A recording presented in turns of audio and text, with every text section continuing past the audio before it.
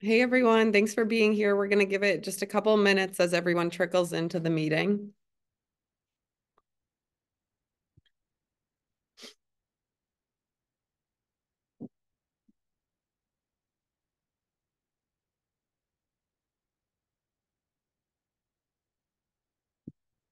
Oops. All right, let's get started. Hey everybody, my name's Sarah McAuliffe. I'm the Director of Competition at US Rowing, and we are here for the 2024 US Rowing Coaches and Coxswains meeting for the Youth National Championships. Today, we're going to go over some key takeaways and introductions, review of registration and venue schedule, pre-arrival checklist, practice plan, and trailer parking.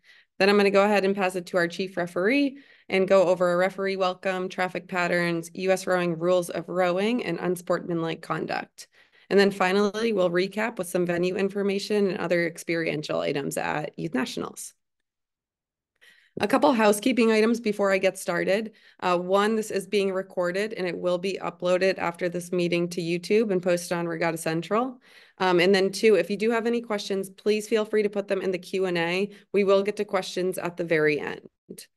So before I get started too, a couple introductions here. Again, I'm Sarah, I'm the Director of Competition. We have many US Rowing staff on site to help you throughout the regatta week. But on this call with me, we also have our Director of Safeguarding, Tom Rooks. We also have the NBP, our LOC. We have Sarah Hartz with us, and big thank you to the LOC for putting in all the big effort to make this 4-day event possible.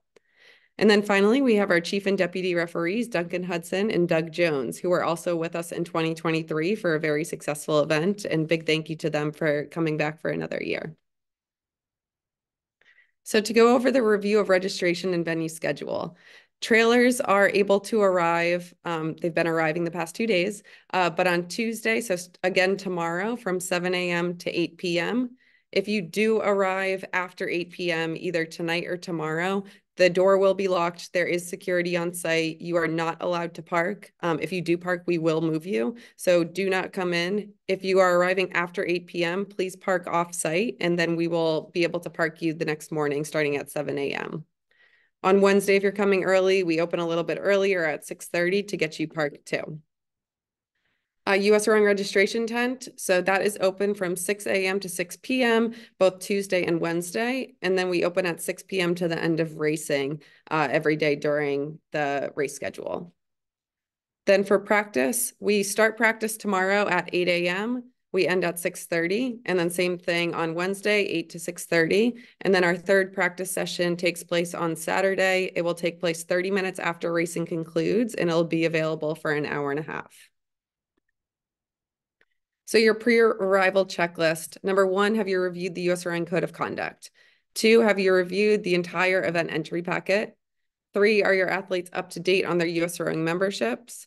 Four, are your athletes, coaches, and support staff Safe Sport compliant?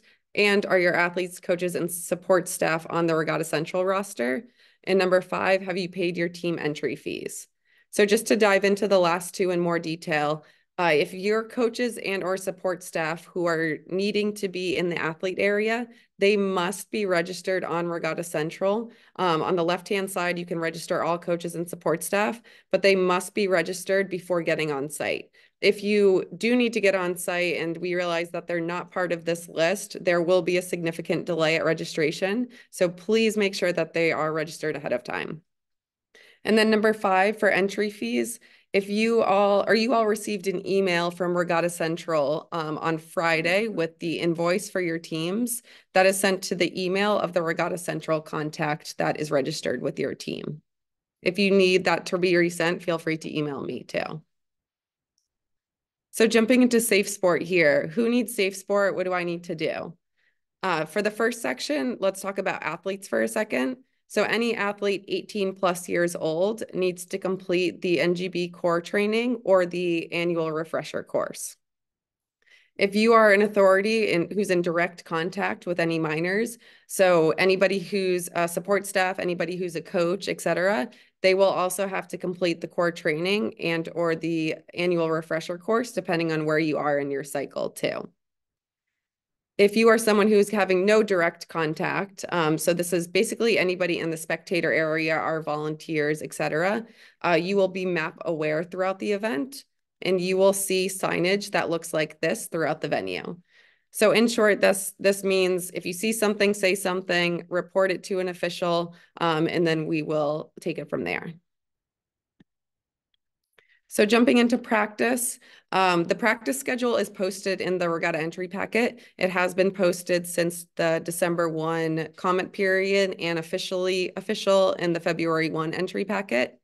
Each boat must follow the practice schedule that is posted within that entry packet. So if you haven't looked at it, a very rough summary is the first race, so the men's youth single, you launch at 8 a.m. Then the next race, the women's youth single, you launch at 8:15 a.m. So the schedule follows the entire time trial plan, and every boat class has 15 minutes to do their launching. If you miss your launch period for any reason, you are not able to jump into another launch period. You would then be able to jump into the open practice window, which takes place from 5 to 6:30 at the end of the day. And just please note that if you are doing the open practice window, last launch is at 6 p.m. So to go into traffic pattern here, if you were here last year, it is the same exact traffic pattern. To review it for anyone new and just a reminder for everybody else, you are launching off of these docks right here. You will row up the course. You can follow my arrow right here. You are either able to row directly into the 2,000-meter course, or if you want some more warm up or if there is a bottleneck right here, you are able to row around and head back down and do a warm-up loop in this warm-up area. So again, you are either able to launch from the docks, row all the way straight up and head into the course, or take a right and go ahead and continue a loop all the way down. You are not able to cut across the course in the middle of the way. You must do a full loop. So then once you're headed underneath the bridge right here, you're going to cross into lanes 0 through 4, so the far lanes, and head down the course. Once you have done that, now you have two options as well. You're either able to go across the finish line and around the full island and come back in, or you are able to cross the finish line, turn back into the far lanes, so 6 through 9, thank you. And then head back up the course to then do another start. So like I said, then you come right back in, you're going to go around Bird Island, which is right here, and then go back into the recovery docks. One thing I'll note too is these two docks are the launch docks that are closest to the course. There is a dock in the middle that is for emergency use, and then there are two docks farthest from the course that are the recovery docks. And in a scenario of emergencies, et cetera, we'll talk about that later. That might change, but this is for the use of the practice pattern. So to go into trailer parking here, if you are on site, you've seen this and you can see it behind me. If you have not been on site yet, I'm going to walk through this. So we have many, many trailers on site. This is our primary parking lot right here. And just to orient everyone, so here's our launch docks, here's our recovery docks. We're launching up towards this way. So our primary parking area, we have trailers all lined in a horseshoe right here. And you'll also see in this big red rectangle right here, this is our boat laydown area. So crews are able to put their boats within their spot, or they are able to put their boats within the boat laydown area. There are a couple of racks out there. Feel free, they are first come, first serve entirely. But then you are putting all boats down here. Please note too, there's limited space. Every space is completely measured. We've mapped out every single area. We've numbered every single area, but stay within your space or the mapped out area that I'm stating right here. Coming into the secondary trailer lot, there's a little bit of an add this year. So again, we have a horseshoe in this position, and then we have one more line available for trailers right here. All of this, again, is mapped out. When you arrive on site, you will be greeted by a USRowing staff member. They're going to ride a golf cart and show you exactly where you need to park, and then you will take it from there. I'm going to stop there and pass it off to our chief and deputy referee, Duncan Hudson and Doug Jones. Thank you. So we have 28 referees, some of the most talented and experienced referees from around the country. So you're likely to have seen them at some of the qualifying events. They were all either nominated or appointed by their regional representatives or handpicked by Doug and myself. We think they're the absolute best. And our objectives are to give you a fair and safe race. And as a reminder, this is your championship. We're here for you. So if there's any issue, safety issue, a fairness issue, please find one of us in a blue shirt, bring it to our attention, and we will work to resolve it as best we can. This is not a rules clinic tonight, although we do note some rules throughout that. That's basically if you want to check them at home, you're welcome to do that. And you can do that in the rules book or the regatta pack. What we're going to do tonight is just basically go over venue-specific issues and standard race practices that you should have been going through all season long. All right, there's a lot of information here, so I'm just going to read it. Uniforms. Athletes must have their torso covered as soon as you step onto the launch dock. That's both during practice and while racing. It means unis up, no exceptions. When racing, different practice, you can have unis up, but they can be mixed and matched. During racing, everyone in a boat must have the same uniform, unless you're a composite crew, and I don't believe there are any composite crews racing in this. That's Rule 3-201 if you're following along at home. The launch window will be posted at control on a whiteboard, and so you'll know exactly when your race launches. We will begin the day with launching 45 minutes prior to each race. That may change. We may need a little more time, a little less time, but that'll be updated on the whiteboard. Again, unis up, covering the torsos as soon as you hit that launch dock. When you come to control, please know your race number and your bow number, just as a secondary check with the referees as we're launching you. You may not come to control early and get your bow number. I've heard every excuse in the book why you need your bow number early. You don't get it until you go through control and launch. Everybody must have a securely attached white or fluorescent bow ball. That doesn't mean green, that doesn't mean black, that doesn't mean bejeweled. It's white or fluorescent. That's what the rule says. And it has to be securely attached. Every shell must have heel ties, and they need to be no more than 3 inches. You guys have been going through control all season long. So boats have been checked countless times at this point. There's really no exception or excuse for failing safety issues when you hit control. You hit the control dock, launch dock, leave nothing on it. No shoes, oars, coaches, everything goes. And when you're launching, this is not like the love boat going off. It's your crew, the coach, and one oar handler. The entire crew is not coming to the dock to wish you well, okay? All right, so the time trial traffic pattern. There'll be 2 warm-up lanes on practice day. The marshal will direct you, the lower marshal will direct you into what lane they want you to be, either the one closest to the racing lanes or the one further away. It'll be based upon your race. You can row up to the top, go all the way back down, do a complete loop of that if you want. If you don't feel you want to do a complete loop, on your return towards the launch dock, halfway, there's some large orange tetrahedron buoys. You may cross and return back up to the start or the top of the warm-up pattern in that area. It's the only time or only place you're allowed to cross the warm-up lane. At the very top of the warm-up lane, there's another orange tetrahedron. It's at 200 meters. If you pass that buoy, then you're committed to queuing for your race. You cannot go back down to the start or to the start of the warm-up area. And we do expect everybody to be up past that 200-meter mark within 8 minutes of their race, assembling in numeric order. Please help us with that. If you guys can count, look around, see, number bigger than you, smaller than you, try to get into numerical order. Look back at the slide. We'll talk about the accident. I'm sorry.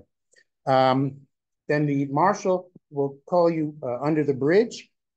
Numerical order again, there'll be 2 referees on the starting bridge. They will put you into the time trial racing lanes. Those lanes have not been chosen at this point. They'll be chosen by the Fairness Committee on race day. We will have even boats in the even numbered lane and odd boats in the odd numbered lane. You'll alternate sending you down the course, 30-second intervals. If a boat is missing numerically from from your race, you will skip a full minute before sending the next boat down. You'll have approximately 100 meters to get up to speed. Once the referee on the start dock tells you to go, you should be full racing cadence. You'll hear from the attenuator, another referee will say, ready, ready, go. That's only it's just for your edification that you're on the clock. You should be at full racing cadence when you get to that referee. Don't look over, say, can I go? Anything like that. If you look at us, or if you're not at full speed, you're not advancing to the A final. That's all I can say. As you travel down the course, if you're being overtaken, you need to yield. If the boat comes up on you within 2 boat lengths, you must yield to the outside. Odd number to the left, even number to the right. Failure to yield is exclusion.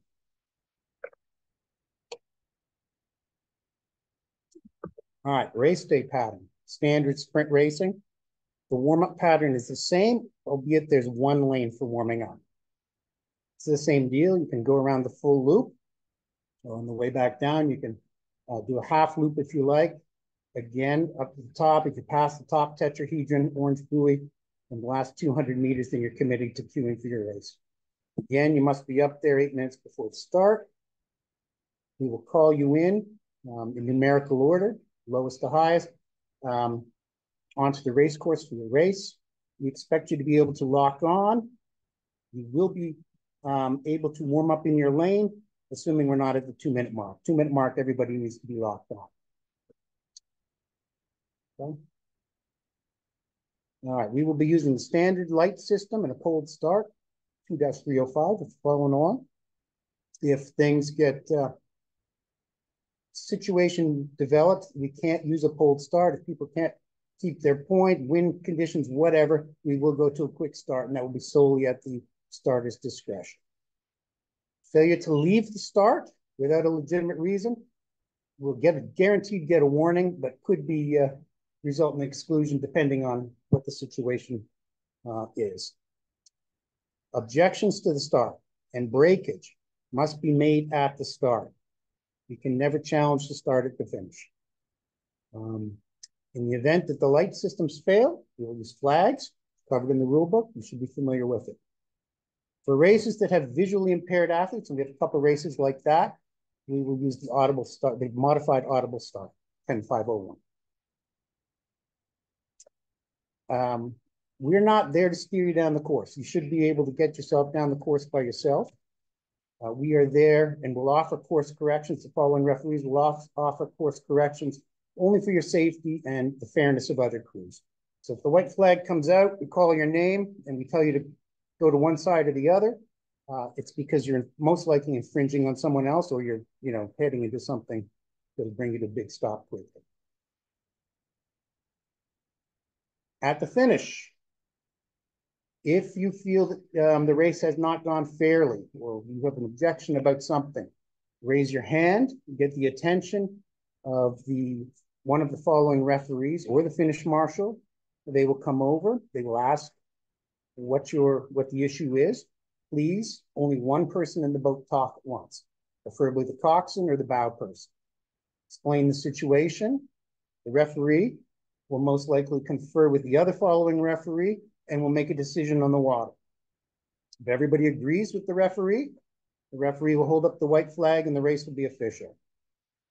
If you don't agree, and that is your prerogative, a red flag will be raised and the race will be marked unofficial.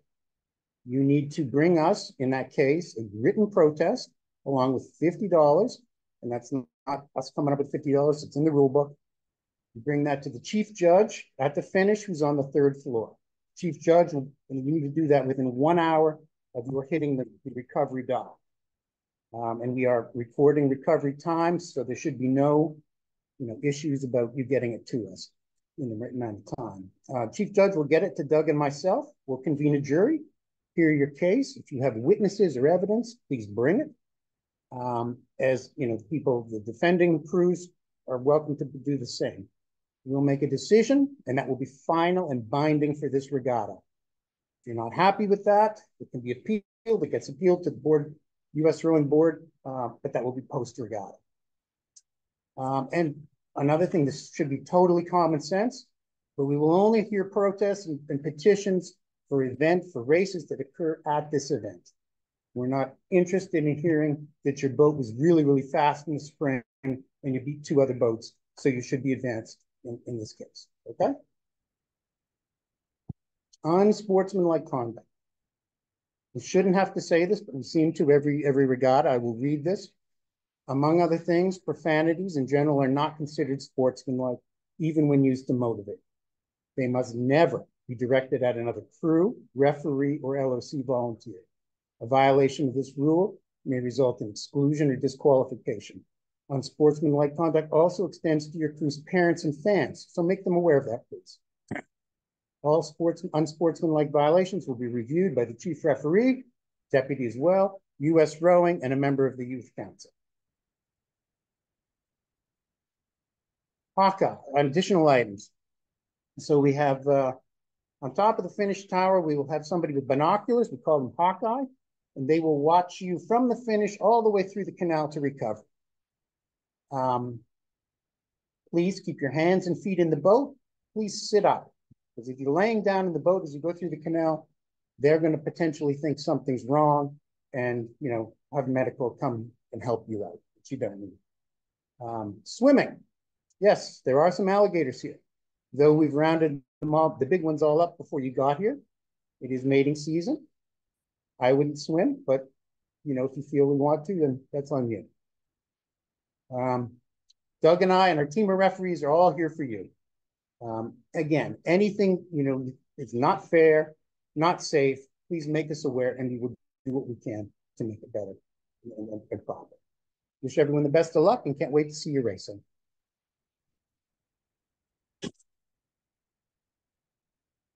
Hi, everybody. My name is Tom Rooks. I'm the Director of Safeguarding for US Rowing. Really excited to see you come out here and show us what you're capable of. It's going to be a great regatta.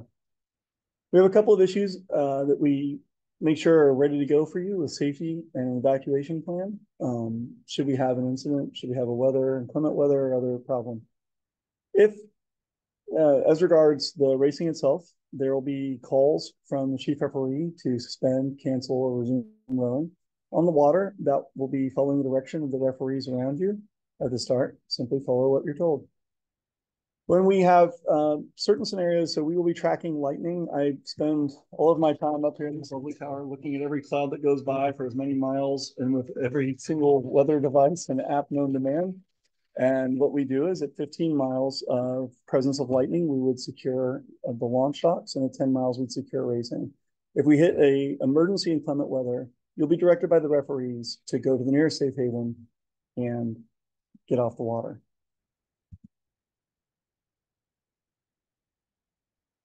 If we have a medical issue during practice and races, EMS is stationed at Control Commission. We have a lifeguard at the start. We also have a lifeguard at the finish with a medical team as well. Many medical issues can be avoided by staying hydrated. Most of the problems we run into here are heat related, and often just from a failure to acclimate or just to have a hydration plan that we consistently follow. Often when we're treating a patient, we'll hear, well, I didn't eat anything today, or I haven't drank any fluids today. I really should have, but I was nervous. So whatever your team's hydration plan is and acclimation to the heat plan is, please make sure everybody follows it, because that's truly what we encounter the most here. Sometimes the weather can be hot and unpredictable. We will be monitoring radar, like we said, for storms, also for heat. We monitor wet bulb, and we'll make decisions that best make it to where you leave just the same way you showed up, but with the pride of having raced at youth nationals. At all times, please follow the instructions of our staff and the referees. We're here for you. Often when we have to give directions in an urgent situation, we just need everyone to please do what we say, and we have a really good announcement system. So should it be necessary, please listen to the speakers around you, as we will give you direction that will make sure you have the best and safest experience you can at Youth Nats. Thanks.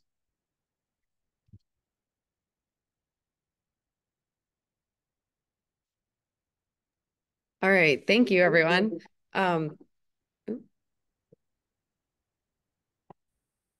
Awesome. So I'm going to jump into some venue items here. Let's go over the full map real quick. So right here, I'm going to walk through each detail with it. So crews are going to be coming in, or buses are going to be coming in with people in this team bus drop off. Right here, there is a white tent. That is where everybody will go ahead and walk through. If you are, I'm going to address this a little bit later, but if you are a coach picking up a parking pass, this is where you will also pick up your parking pass. So you can go ahead, you're going to go down this path right here. If you are a spectator, you're going to walk through this admissions tent. If you are a coach and or athlete, you are going to go ahead and come up this way and walk through this gate. There will be a security guard right here that is checking USRowing wristbands. So if you, again, if you are an athlete or coach that should have access to this area, your wristband must be on at all times. You're going to go ahead and walk through here.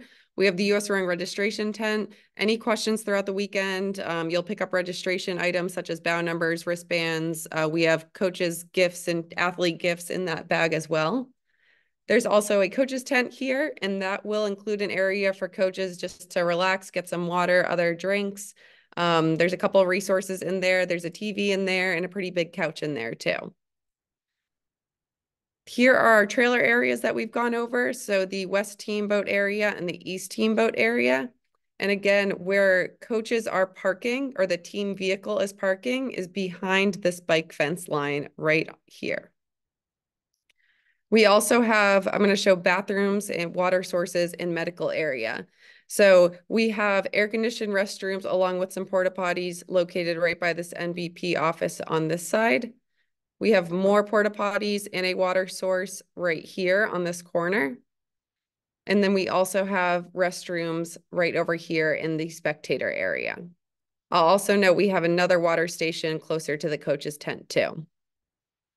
You're also going to see first aid located closer to the recovery docks. And then we have a control commission tent closer to the launching docks. If we come to this area, so this is new for this year, you're going to go ahead and see there is a chute that walks you through some fencing. This is still in the athlete area and only accessible to people within the athlete area, but it's an area for athletes to hang out. So you'll also find 24 ergs here. You're going to find 16 erg bikes. You're going to find an athlete couch and just some other kind of fun things to do. It's a great place, like get a stretch in. You can watch racing as it's coming down as well, or go ahead and warm up. We have all team tents here. As parents, spectators are coming in, you will find QR codes throughout the fencing from NBP, and that will show exactly the location of your team tent. Coming back to kind of the spectator area here, you're walking through admissions. If you're a coach or an athlete, there is also an access point right here that will be manned by a security guard, and this can give you easy access to get to the spectator area. This whole area is lined with vendors. There's food vendors on this side. And then other items to point out, our big graduation tent is located right here. This turns into our spectator shade tent throughout the regatta. The award stage is right here, which will also be the location for the opening ceremony and graduation ceremony. And then here are the shaded bleachers. As you're coming into the finish tower right here, we have a big VIP tent that is the entrance. It says VIP entrance on it, and there will also be a security guard right where that yellow dot is. If you are a coach or athlete or spectator who needs to get to the medical area by the finish line, which is located right here, this is very important. So if you need access to this area because your athlete has a medical emergency and you've been called about this, please come to this security guard, say, I need access to the medical tent. They will be aware that, and then they will show you to walk around and be directed right to this area.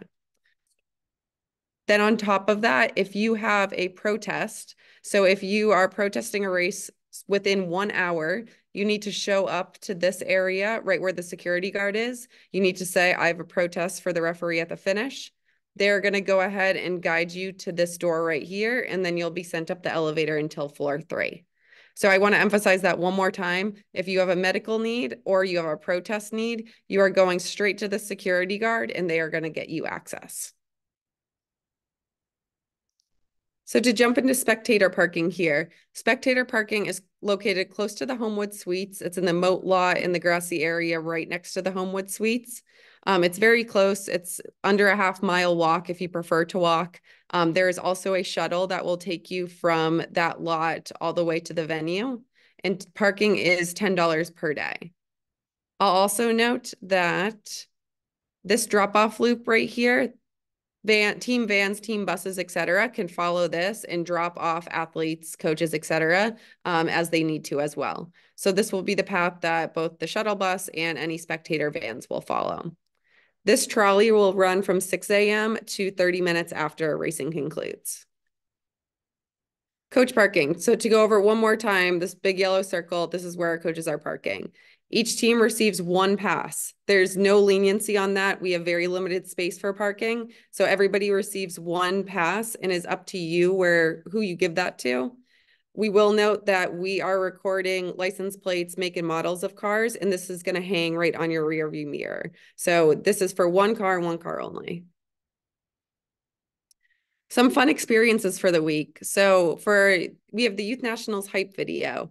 If you are an athlete, you are interested in being part of the video that's going to be on the live stream and open up to the opening ceremony. It's taking place on Wednesday, June 5th at 2 p.m. on the first floor of the Finish Tower. Then there's the opening ceremony and graduation ceremony on Wednesday, June 5th from 6:30 to 8 o'clock. And there's a registration link on our website if you haven't signed up already. Seniors, please do register because you're getting a little gift after it and we need to give your name for your certificate.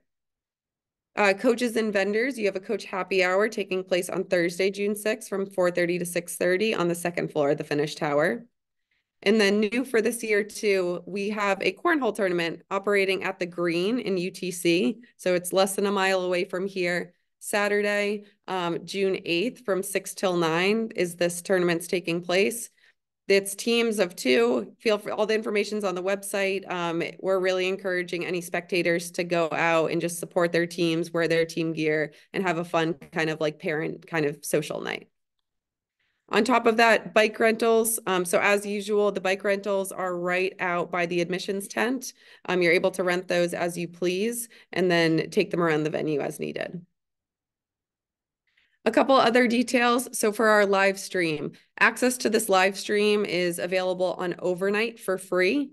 So the Overnight app for us, or the Overnight website, the stream itself becomes live 30 minutes before racing starts, or I'm sorry, 30 minutes before the stream starts itself. So we will do like a pre-event video with some of our announcers. So 30 minutes before all of that starts is when you will officially be able to log in for free. You do not need to buy a subscription to Overnight to watch this regatta.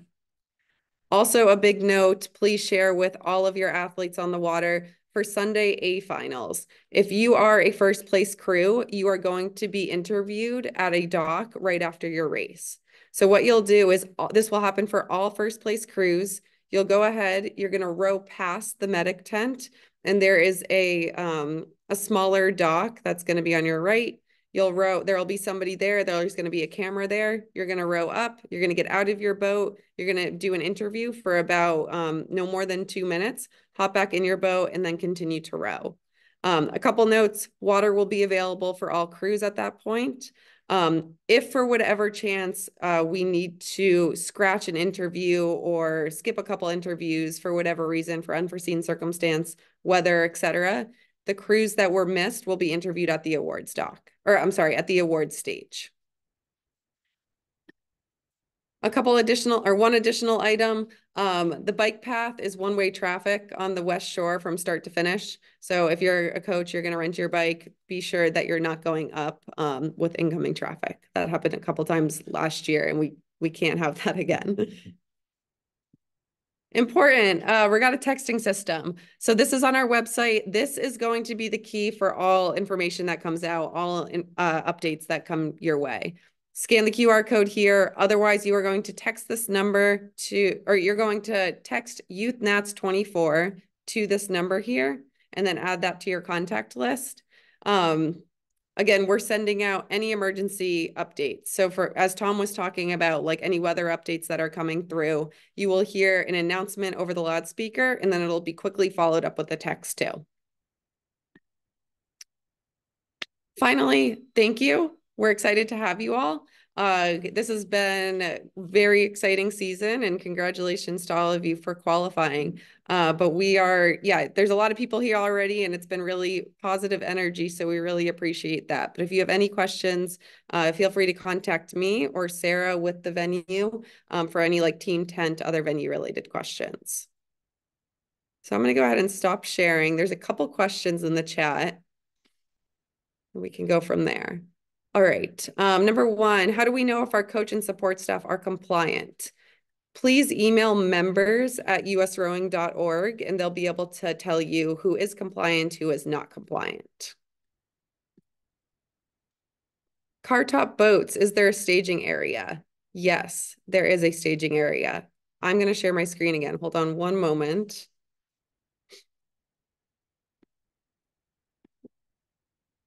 Oops.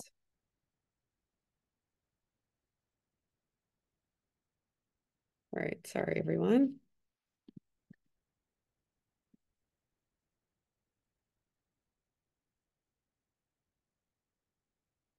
All right. Oops. Okay, so we're going to dive into the staging area real quick. I'm going to go back to the map. So if you are in a car top, you have the ability to put your boat down right in this grassy area to the right of the existing boat storage tent. Again, this is where it was last year, but there is space available right here.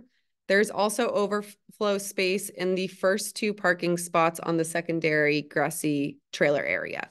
So you're able to park on either of these.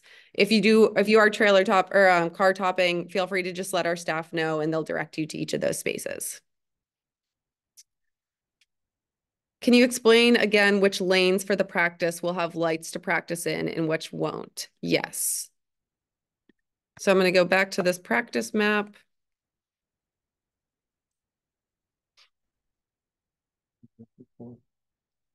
You're good. All right. So you're going to go ahead if you want to use, and I'm glad you brought this up. So if you want to use practice starts, and I will note on Wednesday, you will have access to use the practice light system or the racing light system. That will not be available on Tuesday. That will only be available on Wednesday. You're going to go in, you're going to cross over to 0 through 4 right here. And you're going to, we'll go ahead and use the light system when there are enough boats to do so. It's as we see fit. And you can use these 4 lanes. You will go ahead and travel down the course again and then travel back up if you want to try it one more time.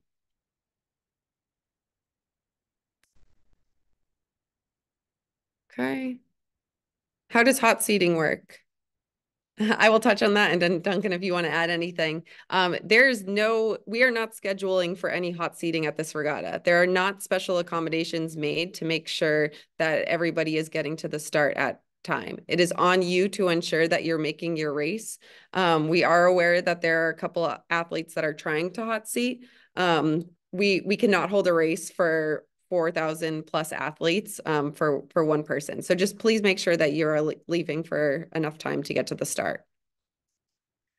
You mentioned breakage at the start, but within what distance is okay when we can raise your hand if equipment breaks? So Duncan, if you want to touch on that. So breakage is standard rule, first 100 meters of the course. That will be 0 to 100 in the heat or the regular heat racing. Time trials, it will be from 100 to 200. And you can give you up to 15 minutes if it's something that can be fixed. Other than that, we cannot hold races for longer than that. Great, thank you. All right, a couple other questions. Done. If I get blown off my point before the race starts or I'm not straight, am I allowed to not leave the stake boat? So if you're blown off your point, the starter will hopefully see that, and they will say, as you were, and we will get you going in the right direction again, and then repoll the cruise. If you believe you were legitimately blown off and we didn't see it, which is a rare occurrence, then obviously don't leave the starting area, because once you've left 100 meters, you can never accept the start.